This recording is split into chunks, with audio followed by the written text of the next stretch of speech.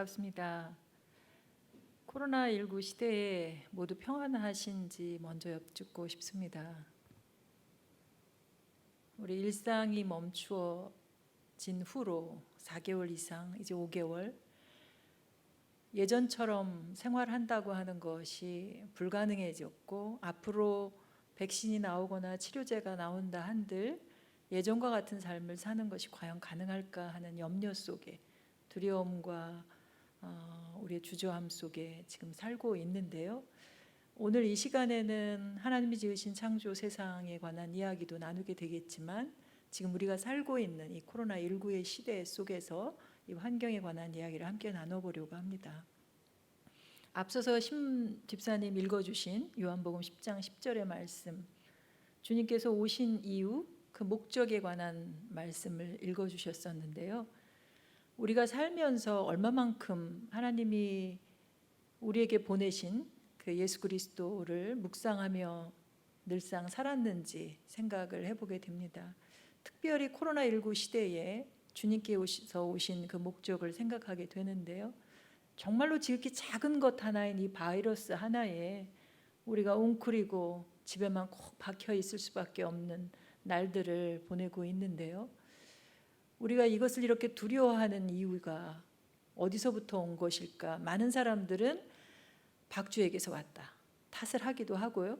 그 중간 매개체로서의 천상갑을 들먹이기도 하는데, 결국은 처음의 원인은 누구에게 있었냐 하면 우리에게 있었죠. 인간에게 있었던 것입니다. 마치 에덴 동산에서 아담이 선악과를 따먹고 하나님이 그 앞에서 네가 무엇을 했느냐라고 물으셨을 때 난 아무것도 안 했다고, 당신이 나에게 지어주신 하와가 나에게 그 선악과를 먹게 했다고 책임전가했던 모습을, 마치 지금 코로나19 시대를 살면서도 내가 한 잘못을 보기보다 야생동물이었던 박쥐가 나에게 저 코로나라고 하는 바이러스를 옮겼다라고 하는 것에 그 안타까운 마음들을 많이 갖게 되고요. 하와 역시도 당신이 지으신 뱀이 나에게 이것을 먹게 했다라고 하는 책임 전가하기 급급한 모습들을 지금도 보고 있을 수 있는데, 오늘 이 시간에는 잠시 동안만이라도 우리가 무엇을 잘못했길래 지금의 이런 어려움, 두려움을 겪고 있는 것일까? 이 코로나19 이후를 살아가기 위해서는 우리가 어떻게 해야 할까라고 하는 생각을 해보려고 합니다. 다행스럽게도 코로나19로 인해서 많은 사람들이 우울한 가운데만 있는 것이 아니라 그래도 때로 웃음 짓게 하는 기쁜 소식도 들렸지요. 환경이 살아났다, 자연이 살아났다고 하는 소식을 들으면서 그래도 안심하면서 아직 자연이 우리의 필요를 채워줄 수 있는 것들이 있구나라고 하는 그런 기쁨을 미소를 지었던 분들 계실 거예요. 근 30여 년 동안 보이지 않던 히말라야의 눈 덮인 산이 거의 200km나 떨어져 있는 그 눈 덮인 산이 보였다라고 하는 것이나, 중국의 대기가 이산화질소가 한 달 만에 4분의 1의 온실가스가 줄어들었다고 하는 소식, 인도에서 수질이 좋아짐으로써 멸종 위기에 있었던, 지금 교회에서 생물 종의 멸종되어 가는 종들에 대해서 전시를 하고 있는데요. 그 위기에 처해 있는 바다거북이가 산란을 하기 위해서 3,000마리나 그 강으로 찾아들었다고 하는 이런 소식들, 더구나 인간만이 사는 도시였던 이 대도시에, 이런 숲이 있는 곳도 아니고 대도시에 야생동물이 찾아오는 것들을 보면서 지구가 살아날 수 있는 시간들이 아직은 있구나, 지금 절망 가운데 우리가 회복할 수 있는 시간이 별로 없다고 생각했는데 아직은 지구를 회복할 수 있는 기회의 시간이 있구나, 이런 생각을 하게 되었었습니다. 그런데 한편으로는 안타까운 것은, 다들 느끼셨겠지만 자연은 살아나고 있는 것 같지만 일상 곳곳에, 우리 생활하는 곳 곳곳에 쓰레기는 넘쳐나는 것을 보았었을 것입니다. 마치 명절 때 나오는 쓰레기처럼 한 20% 이상의 쓰레기들이, 특히 비닐 플라스틱 쓰레기들이 많이 나오는 것을 보셨을 겁니다. 공공에서 정부 차원에서나 시 차원에서 한 10,000톤 정도를 공공의 영역에서 비축해둘 만큼 쌓아둘 곳이 없는 그런 상황 속에서 이 쓰레기들이 계속 배출되고 있는 것들을 보셨을 것입니다. 특별히 이 비대면으로 하다 보니 아까 찬양되는 마스크 쓰시고도 어쩜 그렇게 찬양하는 소리가 저 눈 감고 들었는데 전혀 코로나 시대의 찬양 같지 않고 마스크를 쓰고 하시는 찬양 같지 않게 고운 목소리로 찬양을 하시던데요. 이 비대면 속에 지내다 보니까 의료용 이 마스크나 또는 그 특별히 택배로 많은 물품들을 사다 보니까 포장지 쓰레기들이 많이 나오게 되고요. 또 식당에 가는 것도 꺼려지다 보니까 음식을 시켜 먹다 보니 음식 용기들이 플라스틱들이 좀 많이 나오게 됐죠.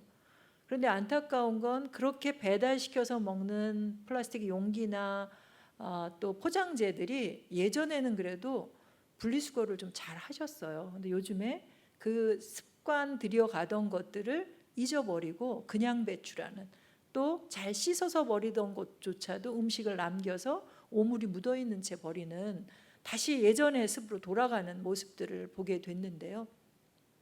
특별히 많이 늘고 있는 것은 조금 전에 말씀드렸던 것처럼 카페에서 나오는 일회용 컵보다는 이 코로나로 인해서 카페를 찾는 사람들은 줄었기 때문에 오히려 많이 늘었다고 하는 소리들은 안 들리는데, 포장재와 또 비닐봉투와 또 플라스틱 음식 용기들이 많이 늘었다고 하는 소리들이 들립니다. 그런데 과연 이 일회용이라고 하는 것이 안전할까? 저는 오늘 면 마스크를 쓰고 오기는 했는데요.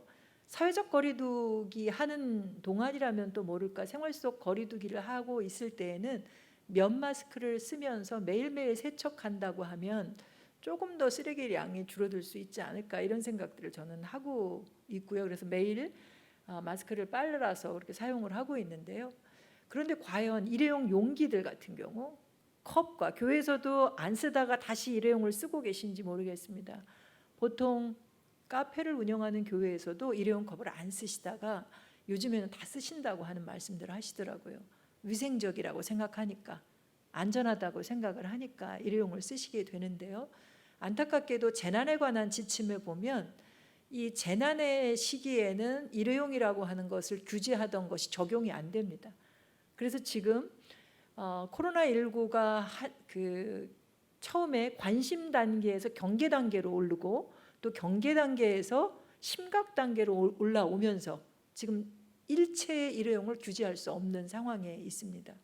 사실은 경계 단계에서는 공항이나 터미널이나 이런 곳에만, 특별히 사람들이 집단적으로 모이는 곳에만 풀어줘 한시적으로 허용했었는데, 그때 저 모 구에서는 모든 곳에서 전면적으로 허용하는 것을 앞서서 시행을 하기도 했었거든요. 그래서 가능하다면, 우리가 처음 겪는 위기의 상황인데 위기에 따른 이런 쓰레기 배출에 대한 그 일회용 사용에 대한 원칙들을 좀, 기준을 정하는 것이 좀 필요하지 않을까. 자기 컵을 사용한다면, 자기 용기를 사용한다면 그래도 안전하지 않을까. 자기 스스로 잘 세척하면 되니까요. 이런 지침들을 좀 자원순환 쪽의 전문가들이나 또 의료 쪽 전문가들이나 보건 쪽 전문가들이 모여서 지침들을, 앞으로 이게 일상이 될 수도 있는 상황에 있으니 지침들을 마련하는 것이 필요하지 않을까, 이런 생각들을 하면서 저는 지내고 있습니다. 과도한 불안감들을 우리가 좀 씻어낼 수 있었으면 하는 생각인 거였는데요. 저는 여러분들께서는 이 코로나19 속에서 어떤 감정 속에, 어떤 마음가짐으로 지금 지내고 계신지 모르겠습니다. 여전히 두렵고, 때로는 여전히 불안하고, 때로는 우울한 채, 고독한 채 지내고 계신 분들 많을 텐데요. 저는 이 코로나19의 상황 속에서 한쪽에서는 하나님의 심판의 지금 시대를 우리가 살고 있다 얘기하는 소리들 많이 들리고요. 과연 이게 하나님의 심판일지 여러분들은 어떻게 생각하시나요? 때로는 이런 말씀도 하더라고요. 우리가 자연에게 너무 잘못을 많이 해서 자연이 복수하는 거다.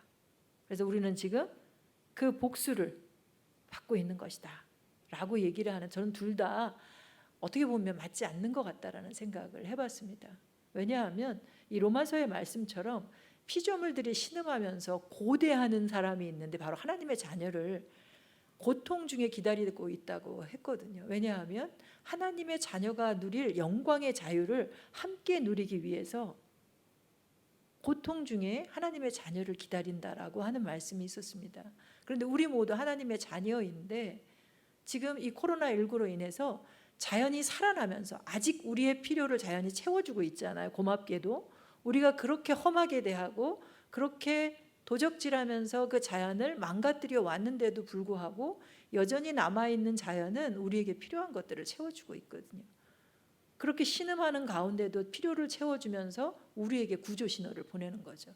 아직 절망하지만 저에게는 그렇습니다. 저는 한동안 지금 몇 해 동안은 절망 가운데 빠져들고 있었는데요. 아직 절망하기는 이르러 자연이 인간이 어떻게 하느냐에 따라 지금 시급하고 긴급한 이 구조 신호를 받고 급하게 행동한다면 마치 지금 코로나19로 인해서 많은 사람들이 내가 죽을 것 같고 내가 사랑하는 이가 죽을 것 같으니까 그리고 감염될 것 같으니까 지금 바로 행동해 대응 지침을 따르고 있잖아요. 마스크 쓰라고 그러니까 마스크 쓰고 집에만 있으라고 하니까 집에만 있고 어디 가지 말라고 하니까 거리 두기 하라니까 거리 두기 하잖아요. 근데 이보다 더 큰 재앙으로 올 수 있는 것이 환경 재앙인데 기후 위기인데 그에 대해서는 별로 대처하지 않고 있거든요. 코로나가 저에게는 그런 메시지를 줍니다. 이런 위기를 더 큰 위기를 위기라고 받아들이고 행동하기만 한다면 살아날 수 있어. 하나님이 만드시고 나서 참 좋아했던 좋다 하셨던 그 자연으로 다시금 돌아갈 수 있다라고 하는 메시지로 저는 받아들였습니다. 또 한 가지 제가 받는 질문 중에 하나는 하나님이 아담을 부르셨을 때 그 질문 내가 어디 있느냐 하는 질문입니다. 지금 코로나19의 상황 속에서 하나님이 우리에게 묻는 질문인 것 같아요. 저에게도 그리고 여러분들에게도 내가 어디 있느냐라고 하는 질문입니다. 우리 은평구 불광동 이런 얘기 아니고요. 지금 내가 살고 있는 이 지구가 어떤 상태에 있는 곳에 지금 내가 머물러 있느냐라고 하는 질문일 텐데요. 또 한 가지 질문은 내 아우가 어디 있느냐, 가인에게 아벨이 어디 있느냐고 하는 질문이죠. 그랬을 때에 내가 한 일이 아니라고 하와가 한 일이라고 하나님이 지으신 그 피조물이 한 일이라고 탓하는 것이 아니고 내가 내 아우를 지키는 자니까라고 반문하는 것이 아니라 내가 있는 그 자리를 정확하게 하나님께 설명해낼 수 있고 그리고 내가 잘못한 것을 고백할 수 있고 또 내 아우, 내 이웃을 누구라고 답변할 수 있는 우리가 되어야 되지 않겠느냐 이런 생각을 저는 해보면서 지내고 있습니다. 그런데 이미지로 설명을 드리면 참으로 안타까운 상황 속에 우리가 머물러 있는 것 같습니다. 산을 하나 보더라도 산 꼭대기까지 길을 내고요. 우리가 누린다고 하면서 도로를 내고 그 안에 불빛을 다 켜놓고 정말 최대한으로 누릴 수 있는 것, 인간의 욕심껏 누리고 있는 모습이 우리의 모습인 듯 하고요. 사실 코로나19가 오기 전에 우리가 이렇게 욕심껏 먹고 마시고 소비하고 그리고 버려온 것에 그 탓으로 아까 우리 집사님, 양 집사님 기도했던 것처럼 기후변화로 인해서 호주에 5개월 이상 산불이 나서 야생동물이 10억 마리가 죽지 않았습니까? 정말 수십억 마리의 야생동물이 죽어가는 하나님의 피조물들인데 그 죽어가는 것을 바라보면서 우리는 아무것도 할 수 없는 상황이었거든요. 그리고 북극과 남극의 빙하와 빙산이 녹아내리면서 저렇게 북극곰들이 삐쩍 말라서 죽어가는 모습들을 우리가 봐야 하고요. 남극의 펭귄들도 마찬가지입니다. 숲들의 나무들이 다 사라져가 있는 모습들을 보면서 우리가 살고 있는데 이런 가운데 언제까지 지구가 우리의 필요를 채워줄 수 있을까라고 하는 걱정을 할 수밖에 없는 상황입니다. 특별히 하나님이 우리에게 아까 우리 요한복음에서 말씀 들었던 것처럼 우리에게 생명을 주시고 그 생명을 풍성히 누리게 이 지구에서 모든 걸 주신다고 하셨거든요. 걱정하지 말라고. 기도하셨을 때처럼 하늘나는 새도 들에 핀 백합화도 입고 먹을 거 걱정 안 해도 하나님이 주신다고 하셨는데 우리는 지금 하나님이 주시는 것을 충분히 누릴 수 없을 만큼 저 지구가 저렇게 절반은 불타오르고 있다라고 하는 것입니다. 지구 온도가 1도 이상 이제 올랐거든요. 왜 저런 모양으로 먹을 거 그리고 사용하는 에너지며 지금도 조명이 좀 강하긴 한데요. 우리의 필요만큼의 에너지를 사용했다면 또 물도 적정량의 물만을 우리가 이용했다면 저 음식과 에너지와 물이 머리 글자로만 하면 few잖아요. 영어로 하면 거의 없음이라고 하는 단어인데요. 하나님은 우리 풍성히 주신 것을 왜 거의 없음, 지구가 절멸의 위기에 처하게 우리가 만들었느냐라고 하는 생각을 내가 지금 어디 서 있느냐라고 했을 때에 지금 절멸의 위기에 선 이 지구에 서 있다라고 하는 고백을 하나님 앞에 드릴 수밖에 없는 것이지요. 왜요? 왜 이 상황에 처해 있느냐라고 하는 것을 저는 이 플라스틱 우리 일상에서 정말 바로 직면하는 이 문제 그 플라스틱 쓰레기 문제로 그 이유를 한번 설명드려 보고 싶은데요. 플라스틱엔 양면이 있어요. 굉장히 편하죠, 쓰는데. 그리고 일상 깊숙이 들어와 있습니다. 지금 이 순간에 이 안에도 플라스틱 없으면 아무것도 할 수 없을 만큼 모든 생활 속에 거의 90% 이상이 다 들어와 있습니다. 입는 옷까지도 플라스틱이 그렇게 들어와 있죠. 그런데 이것을 만드는 데는 5초도 안 걸리고요. 일회용 같은 경우는 5분도 안 쓰고 버리는 경우도 많습니다. 그런데 만들어지기는 이게 플라스틱을 만들어서 사용한 건 100년도 안 되는데 많은 사람이 추측하건대 이게 창조의 원료였던 흙으로 돌아가는 데는 500년 이상 걸릴 거다라고 얘기를 하거든요. 완전히 흙으로 돌아가는데. 그러다 보니까 쓰레기 문제가 지금 심각하고 CNN에 국제적으로 망신을 당했었죠. 저희가 불타는 쓰레기산이 우리나라에 한국에 있다고. 플라스틱 쓰레기를 너무 많이 버려서 산이 불타고 있다라고 하는 보도가 나갔었고요. 필리핀에는 재활용할 수 있는 거라고 해서 팔았는데 재활용할 수 없는 거여서 다시 우리나라로 돌려받기도 하지 않았습니까? 더구나 그런 문제만이 아니라 하나님이 지으신 생명, 생육하고 번성하라는 복을 사람이 먼저 받은 것이 아니라 사람보다 먼저 하늘나는 새와 바다의 물고기들을 만드시고는 생육하고 번성하라라고 말씀을 하셨거든요. 그런데 우리는 그 생명들이 숨쉬고 살아갈 수 없는 환경을 만들어 놨습니다. 숨쉬는 것 순간순간이 고통이게 바다 거북이의 코 속에 빨대를 꽂아버렸고요. 저렇게 어린 생명일 때 허리에 잘록하게 고리가 끼어서 자라면서 장기가 기형으로 자랄 수밖에 없게 만들어버렸고요. 지구상에 가장 크다고 할 수 있는 저 알바트로스 새와 같은 많은 새들의 뱃속에 플라스틱을 가득 채워서 죽어가게 했다라고 하는 겁니다. 북태평양에 있는 흙 한 줌 없는 섬들이 저렇게 많이 생겼고요. 바다 물속도 바닥도 다 저렇게 오염되어 있는 상황 속에 우리가 살아가고 있습니다. 하늘나는 새와 바다의 물고기만이 아니라 우리 몸속에도 우리가 흙으로 만들어서 흙으로 돌아가는 인간이 아니라 플라스틱 인간으로 지금 변해가고 있다는 거예요. 흙이 우리를 받아들이지 않고 거부하게 되는 거죠. 하기사 방부제나 이런 것들을 많이 먹어서 썩는데도 오래 걸린다고 하는 이야기도 있습니다만 이런 상황이 있는 거죠.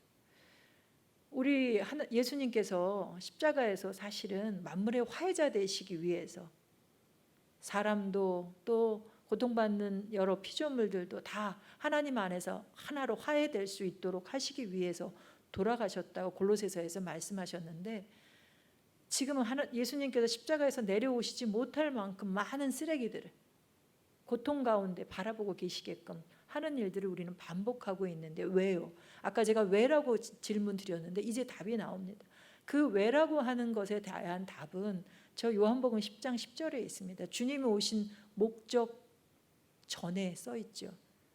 도둑이 오는 건 너희들에게 도둑질하지 말라고 하는 건데 도둑이 오는 것은 생명을 그 양을 훔쳐서 죽이고 빼앗고 한다라고 했잖아요. 근데 우리가 바로 지금 현재 그 남의 것을 빼앗고 그 생명을 죽이는 일을 일삼고 있다라고 하는 이야기입니다. 지구가 하나밖에 없는데 세계 평균이 1.7개를 사용하고 있다는 것입니다. 그러니까 세계 평균이니까 보통 사람들은 저 1.7개 이상의 지구가 사용하고 있다게 할 수 있겠죠. 어떻게 보면 한국 사람들은 전 세계적으로 봤을 때 선진국에 속하니까 훨씬 더 많은 양을 사용하고 있다고 할 수 있습니다. 실제로 그러합니다. 도표가 잘 안 보일 수 있지만 한국인들은 3.5개의 지구를 사용하고 있습니다.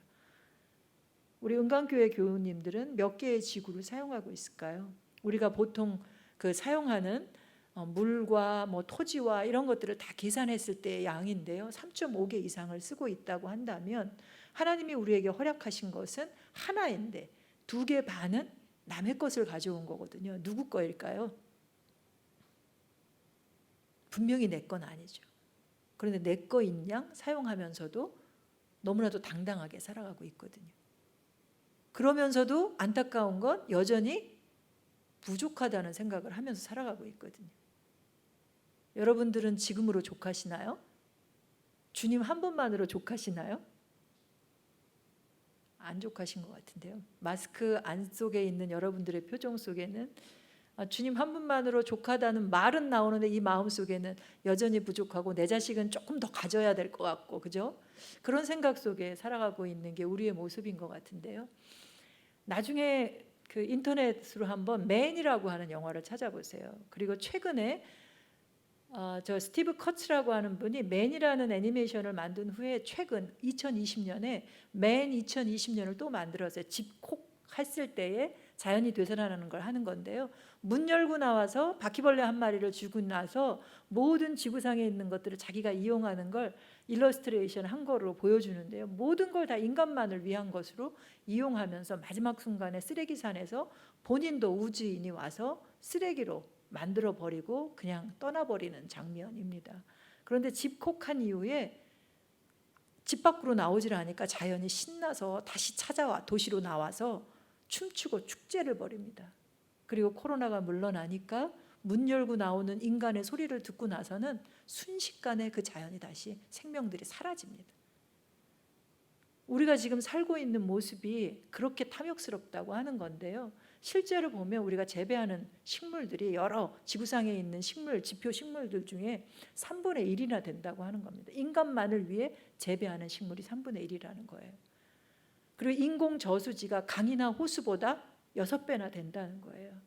그러니까 우리는 자연스러운 강과 호수를 이용한다기보다는 인공적으로 저수지를 만들어서 쓰는 것들이 훨씬 많고요. 1960년대보다 2000년대 와서 인구는 2배 늘었는데 경제는 6배 늘었어요. 훨씬 더 풍요롭게 지낸다고 하는 거거든요. 이게 필요를 우리가 정확하게 누리고 있는 건지 과잉하게 탐욕스럽게 살고 있는 것은 아닌지라고 하는 것인데요. 자연이 하나님이 우리에게 누리도록 하는 서비스가 있어요. 숨 쉬는 거, 그리고 먹는 거, 마시는 거. 때에 따라서는 그냥 자연 안에 머물르면 쉼이 그냥 이게 긴장했던 것도 풀리잖아요. 그리고 아름답다 이런 걸 느끼기도, 이 모든 게 다 서비스죠. 빗물을 모아놨다가 풀어주기도 하고 모든 자연을 통해서 우리가 혜택을 입는데 그 서비스가 예전보다 지금 절반 정도가 줄었다는 겁니다. 이거는 하나님이 우리에게 은혜를 100을 줬으면 50%의 은혜는 걷어찼다는 겁니다. 하나님이 주신 거를 충분히 누리지 않고 잘난 척하지만 실은 너무 교만하게 하나님이 주신 걸 온전히 누리지 못하는 거죠. 본인만 안 누리면 모르겠는데 다른 이들이 누릴 복까지도 걷어차고 있다는 거죠. 아까 우리들은 2.5개의 지구를 남의 걸 썼다고 했잖아요. 그게 누구 거요? 이제 감이 좀 오시나요? 내 거 아니고요. 가난한 사람 거예요. 그리고 우리 후손 거거든요. 그리고 자연의 것입니다. 남의 것을 이렇게 뺏어오는 일들을 지금 우리는 지금 이 순간에도 하고 있습니다. 왜냐하면요. 1년을 놓고 보면 우리가 1년에 한 번씩 하나님이 1년 살 그 먹을거리나 우리의 필요를 허락해서 선물로 딱 주시잖아요. 그런데 우리나라 사람은 4월 17일이면 그걸 다 써버린대요. 지금이 6월이거든요. 벌써 2달의 그러니까 시간이 이제 막 다 왔는데요. 이 기간 동안 남의 거 쓴 거예요. 가난한 자 거, 후손 거, 그리고 자연의 것을, 신많은 자연의 것을 우리가 뺏어서 쓰고 있는 거거든요. 앞으로도 6개월 이상을 남의 걸 뺏어서 써야 돼요. 이걸 어떻게 해야 할까라고 하는 고민을 저는 이 코로나19가 쉽게 끝날 것 같지 않은데요. 이 기간 동안에 하나님 앞에 그리고 신음하는 자연 앞에 정말 부끄러운 마음으로 정말 미안한 마음으로 바로 서서 내가 할 바를 찾는 시간들을 가져보면 어떨까 하는 생각을 해보게 됩니다. 안타깝게도 그런데 많은 사람들이 이런 얘기를 듣고 나면 어차피 망할 건데, 어차피 희망은 없어.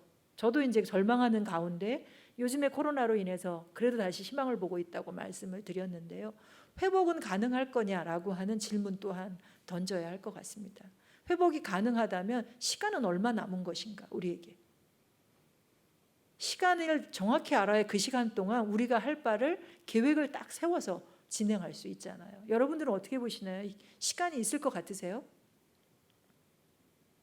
있습니다. 기회의 시간은 몇 번 왔었습니다. 저 그래프상에 쭉 올라가다 꺾였다가 쭉 올라가다 꺾이는 순간들이 우리가 그동안 기회를 가졌던 순간들입니다. 특별히 저 끝에 있는 빨간 점은 꺾어져 내려오는 그래프의 이 경사가 굉장히 급합니다. 코로나19로 인해서 온실가스가 그만큼 줄어드는 것이 올해는 인간의 강제적 멈춤이 훨씬 크기 때문에 이런 변화가 오는 건데요.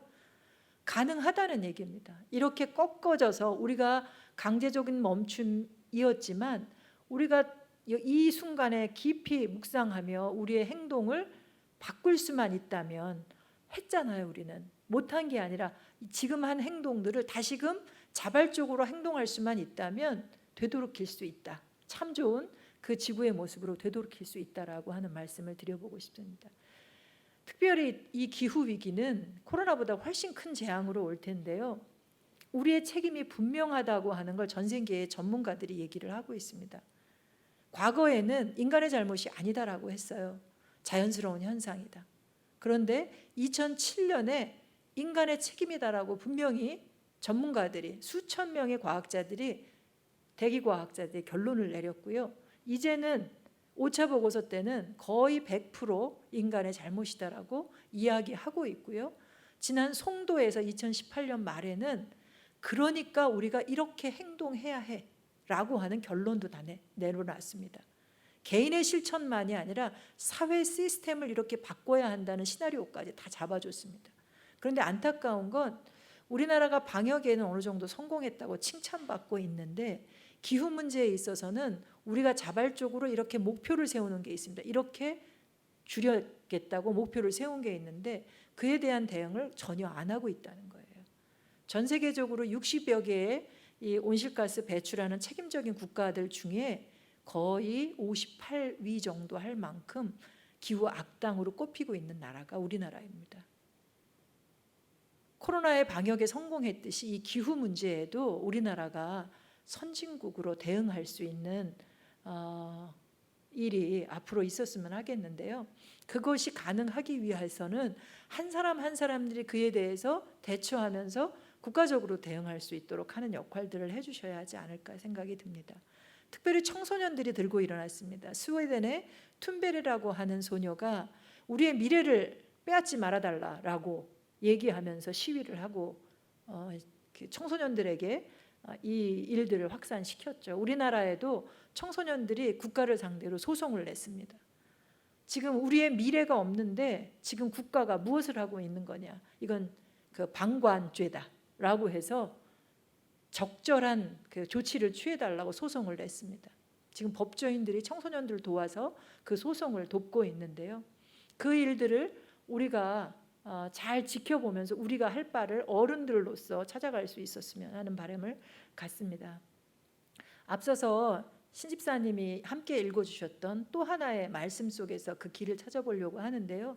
생명의 길을 선택하는 것, 복 받는 길, 그 길을 우리가 선택하는 것이 우리에게 해답이 아닐까라는 생각을 해봅니다.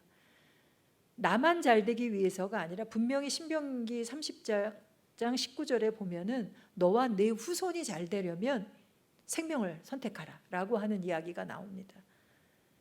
생명을 선택하는 것이 과연 어떤 길일까라고 하는 것을 생각해야 할 텐데요. 저는 지금까지 에고의 길, 인간이 모든 생명 위의 꼭대기에서 때로는 어린아이보다 여자가, 여자보다 남성이 더 위에서 모든 것을 누리는 그런 사회 속에 살아왔다면 이제는 어느 누구도 누구 위에 있는 것이 아니라 식물 위에 동물이 있고 동물 위에 인간이 있는 이런 형태가 아니라 모든 생명의 무게는 저울로 재면 똑같은, 하나님 보시기에는 독일한 생명의 가치가 있다라고 생각하면서 그 생명 하나하나를 존중하면서 배려하면서 서로의 필요를 채워주는 그런 일들을 해야 되지 않을까라고 생각을 해봅니다.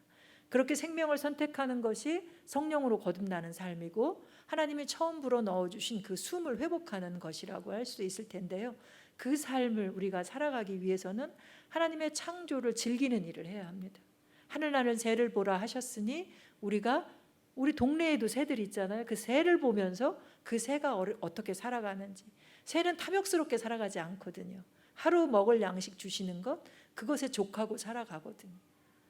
잠언에 보면, 욥기에 보면 짐승들에 물어보고 새들에게 물어보고 하시는 그 말씀을 보면서 우리도 자연에게 물으며 때로는 그 자연 속에서 하나님의 책을 읽을 때에 그 녹색의 눈으로 창조 신앙의 관점에서 성경을 다시 읽으면서 예수님이 만물의 화해제 되신 분으로 오셨고 하나님이 창조하시고 좋다 하신 순간이 나만을 위해서, 인간만을 위해서 창조하신 것이 아니라 모두가 함께 있는 것을 보면서 참 좋다 하셨다는 것을 발견해내고 예수님이 오신 것도 모두가 골고루 풍성한 삶을 누리는 것을 보시기 위해 오셨다라고 하는 것을 우리가 다시금 묵상하는 시간을 가졌으면 하는 것이 저의 생각이고요.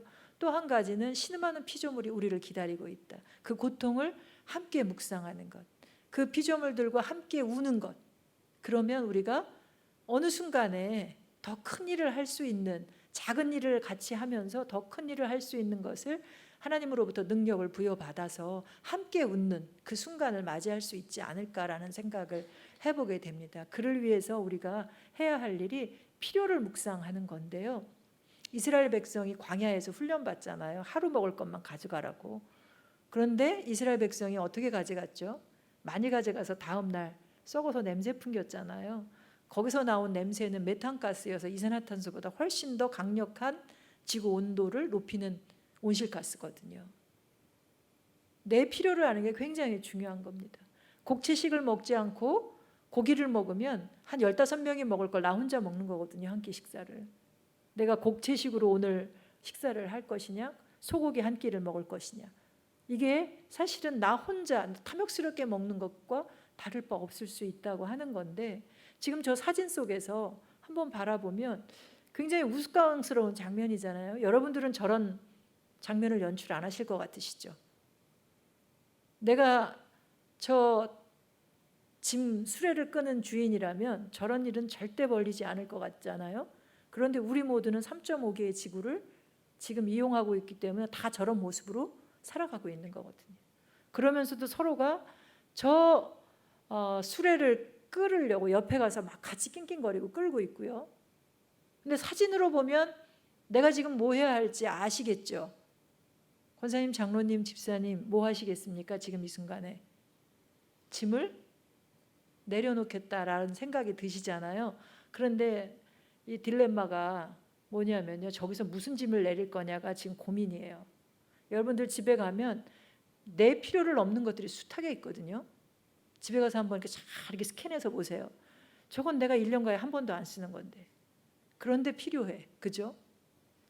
남 주기에 아까워요. 그러면서 또 사요. 지금 내려놓을 것에 대해서 우리가 깊이 묵상하는 시간을 가져야 한다. 하나님이 보시기에 일용할 양식을 구하라고 하셨는데 우리는 날마다 일용할 양식 그 이상의 것을 구하면서 살아가고 있는 것에 대해서 반성하고 부끄럽게 생각하고 미안하게 생각하면서 되도록일 수 있는 것이 필요하다라고 생각하는 겁니다.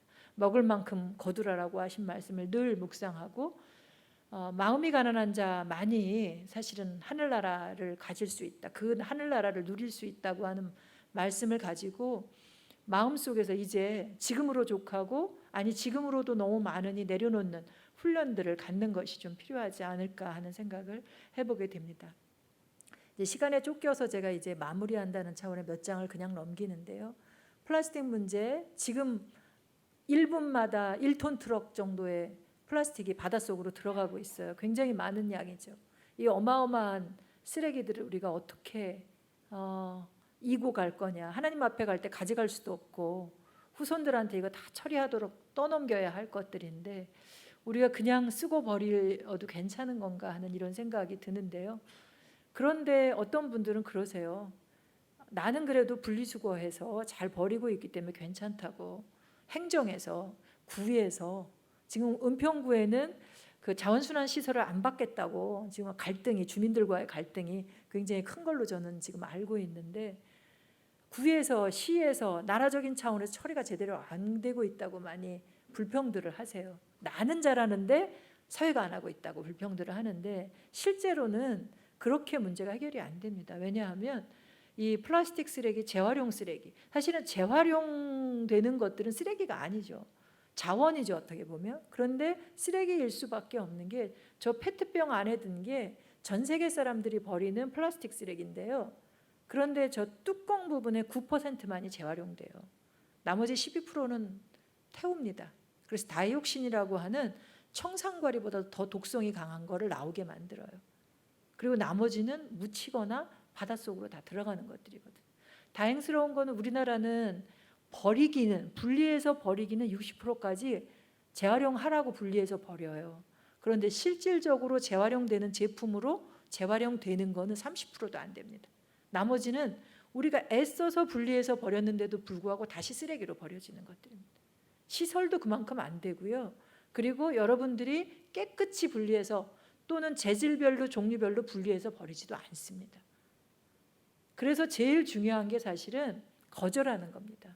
실천하는 데 있어서 아까 제가 2.5개의 지구를 내려놔야 한다고 한 것처럼, 지금 슈퍼에 가서 내가 커피를 사러 갔는데 1+1으로 2개가 있다고 해서 1+1을 사는 게 아니라 몇 개를 사야 한다고요? 내가 필요한 것만 사야 한다는 거죠. 하나를. 혹여 그 하나조차도 누군가, 내가 안 필요한 사람이 있다면 교회 같은 곳에서는 서로가 서로의 필요를 나눌 수 있으니 사지 않고 서로 나눔을 통해서 우리가 생활할 수 있지 않을까라는 생각인데요. 리퓨즈 거절하고 리유즈, 내가 산 물건들은 계속해서 재사용하는, 인간이 목적을 갖고 와서 이 목적을 다 이루고 돌아가야 하는 것처럼 물건들도 그 수명을 다할 때까지 사용하도록 하는 것들. 그리고 한번 고장나면, 지금 우리 옷도 뜯어지면 수선 잘 안 하고 그냥 버리는 사람들도 있으시죠? 우산도 고장나면 그냥 버리잖아요. 모든 것들을 수선하는 것도 우리가 해야 한다는 거죠. 그리고 나서 재활용해요. 4번째입니다. 그리고 나서 롯이라고 해서 퇴비화시키는 일까지도 우리가 해야 한다는 겁니다. 그리고 분리도 페트병과 플라스틱을, 비닐을 셋을 분리해서 버려야 돼요. 서울시와 환경부가 지금 코로나 오기 전에 정책을 발표하고 지금 못하고 있는 건데요. 이제 다시 시작하려고 합니다. 조금 진정돼 가니까. 페트는 따로 버려야 하고요. 우리나라가 페트병을요, 글쎄 폐페트를 수입해요. 폐페트로 의류를 만드는 거 아십니까? 이렇게 뽀실뽀실해서 양모털 같이 생긴 옷을 만드는데 그게 플라스틱 쓰레기로 만드는 거예요. 폐페트로. 근데 우리나라에서 버리는 게 제대로 재질별로 안 돼 있어서 폐페트를 일본에서 샀었거든요. 왜 그걸 사느냐고 막 문제 제기를 했는데, 우리나라 페트병은 이거 뭐죠? 상표도 안 뜯어지고, 그리고 다른 거랑 섞여서 버려져서 그 질 좋은 페트가 나오지 않았다고 하는 겁니다. 그래서 우리가 지금 그렇게 하려고 정책이 바뀌고 있는데, 그조차도 너무 많은 양이 나오고 있다라고 하는 것 주의해야 하고요. 또 한 가지는 교회에서 한번 실천해 볼 수 있는 것 중에, 종이팩은 따로 버려야 하는데 종이팩을 조금 깨어있는 분은 씻어서 펼쳐서 말려서 버리는데 마지막 순간에 틀려요.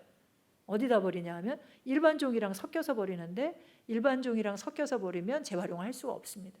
왜냐하면 종이팩은 코팅이 되어 있기 때문에 따로 버려야 특별한 화학 처리를 통해서, 이게 천연 벌프기 때문에 재질을 달리해서 재활용할 수 있거든요. 모아서 많은 양이면 트럭을 와서 가져가기도 하고요. 적은 양이면 저기 남양주나 이런 데 갖다 주면 그 재생 화장지로 교환을 해주기도 합니다. 사실은 저 벼표에 보면 2주 만에 환경 호르몬이 60%까지 줄어들었다는 표를 제가 넣어놨는데요. 저건 넣어놓은 이유는 2주만 해도 저런 효과가 나타난다, 우리 절망하지 말자라고 하는 얘기를 말씀드리기 위해서 표를 넣어놨습니다.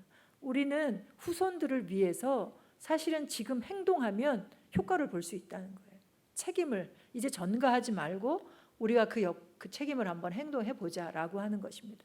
그렇게 하면 사회가 바뀔 거예요. 포장도 안 한 제품들도 만들어질 거고요. 저렇게 입욕제가 상표조차 없는데 어디 제품이라고 하는 걸 알 수 있게 제품이 개발됩니다. 저게 에코 디자인이죠. 그리고 곡물을 사는데도 그냥 자기 그릇 가져가서 저울에다가 용기 그릇 무게는 빼고 저 곡물을 담아서 돈 주고 사갈 수 있게끔 비닐이 필요 없게 되는 거고요. 저기 있는 약은 그 병 안에 들어있는 그 약은 삼키는 약은 아닌데요. 입안에는 집어넣는 약입니다. 치약이거든요. 베를린에서 팔고 있는 고용 치약인데 저건 개수별로 팝니다. 여러분들이 많이 실수하는 것 중에 하나가 치약 튜브를 양치를 계속 하시다 어느 순간에 버리는 순간이 되면 얘를 버리는 게 종량제 봉투에 버리거나 아니면 플라스틱에 버리는데 잘 세척 안 하고 버리거나 그러면 얘가 오히려 다른 것의 선별과 재활용하는 걸 방해하거든요. 그리고 플라스틱이 얘는 아더라고 써 있기 때문에 재질을 또 달리해야 하는 상황인데요. 저 치약은 쓰레기가 안 나오는 치약인 거죠. 그래서 우리의 후손들이 전문가들이 이런 에코 디자인의 삶을 살 수 있도록 길을 또 터줘야 하는 것도 있는 것 같습니다. 굉장히 어려운 숙제인데요. 저는 은광교회에서 100%가 이 일을 해야 한다고 생각하지 않습니다. 저 3%만 이 일을 하면 된다고 생각하거든요. 벌써 10여 년 넘게 아마 환경살리기 부서가 애써오고 있다고 생각하는데요. 환경살리기 부원들이 3%가 된다면 이 불광동에 큰 변화가 일어나지 않을까 생각을 합니다. 왜냐하면 3%는 바닷물의 소금이거든요. 썩지 않거든요. 소금의 역할을 하라고 했는데 우리 그 은광교회 안에 3%가 환경 살리는 일을 하고 또 은평구에서 3%가 그 역할을 할 수 있도록 은광교회가 그 역할을 해준다면 지금의 이 기후 위기라고 하는 아주 불편한 진실이 조금 불편한 삶을 사는 우리 은광교회 환경 살리기 부를 통해서 또 교우들을 통해서 변화가 가능하지 않을까 생각이 듭니다. 저희 기독교 환경교육센터 살림에서는 크리스찬 어스 아워라고 하는 캠페인을 하고 있는데요. 하루에 단 몇 분씩 아침 일찍 일어나서도 좋고요. 잠자기 전에도 좋고요. 아니면 그냥 지루한 시간에 잠시 침묵하면서 창조주 하나님을 묵상하는 거죠. 신음하는 피조물을 묵상하면서 내가 지금 잘하고 있나? 라고 하는 기도를 드리는 거죠. 그리고 한 달에 한 번쯤은 한 15분을 정도 시간 동안 깊이 묵상하면서 나의 실천을 신앙을 점검하는 신앙을 갖자고 그런 시간을 갖자고 캠페인하고 있는데요. 그런 분들이 3%만 된다면 우리의 변화가 일어나지 않을까, 이 사회가 변하지 않을까 하는 생각을 하고 있습니다. 여러분들을 통해서 그런 변화가 일어나기를 바라면서 제가 십행시 짓고 마무리하도록 하겠습니다. 십행시가 뭐냐면요, 이런 일들이 가능합니다라고 하는 힌트를 드리는 건데요. 이 10가지가 여러분들 다 좋은 것들이지만 내가 다 하리라 마음 먹으면 이게 뱁새가 황새 딸려가려고 하다 가랭이가 찢어지는 일이 벌어지니까요. 지금 10가지 제가 십행시를 불러드릴 때에 하나만 붙드시라고 말씀을 드리고 싶습니다. 1부터 10까지 저한테 운을 띄워주시면 제가 읊을 겁니다. 한번 1부터 띄워줘 보시겠어요? 일회용품을 사용하지 맙시다. 이용합시다 대중교통. 삼가합시다 합성세제. 사용합시다 중고품. 오늘도 물 전기를 아껴 씁시다. 육식을 줄이고 음식을 절제합시다. 7일째는 하나님도 쉬셨습니다. 시간에 쫓기는 생활을 하지 맙시다. 팔지 맙시다. 소비 광고의 한눈을. 구합시다. 작고 단순하고 불편한 것을. 십자가의 예수님처럼 어려운 이웃을 도웁시다. 이 어려운 이웃은요, 우리 그리스도인들은 은광교회도 잘하고 계시겠지만 가난한 자만 구제하고 자선 베풀고 하는 거를 많이 해왔잖아요. 근데 지금의 어려운 이웃은 이 기후 위기 시대에, 지구 위기 시대에는 가난한 자, 후손들 너무 미안하잖아요. 우리 미래가 없대. 애들이 공부할 필요도 없대. 근데 실제 그렇잖아요. 전문가들이 8년 10년밖에 남지 않았다고 해요. 그 후손들 그리고 자연을 우리의 이웃으로 삼아서 정말 열심히 그들을 위해서 기도하고 행동하는 우리가 되었으면 좋겠습니다. 기도하겠습니다. 하나님, 우리에게 생명 주시고 또 주님을 보내셔서 풍성한 삶을 누리게 해주시니 감사합니다. 그 삶 풍성히 누리기 원하나 우리가 어리석어서 날마다 죄를 지으며 그 삶을, 그 복을 되물리는 일을 반복하고 있습니다. 우리에게 지혜를 주시고 자비를 베푸셔서 더불어 모두와 풍성한 삶을 누릴 수 있도록 주님 인도해 주시옵소서. 특별히 은광교회에 복을 주셔서 은광교회를 통해서 이 지구가 되살아나는 큰 은혜가 베풀어질 수 있도록 주님 인도해 주시옵소서. 모든 말씀 예수님 이름으로 기도드렸습니다. 아멘.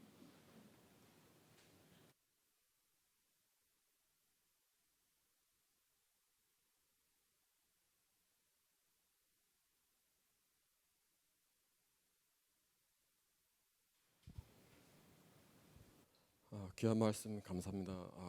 말씀을 들으면서 마음에 찔림이 너무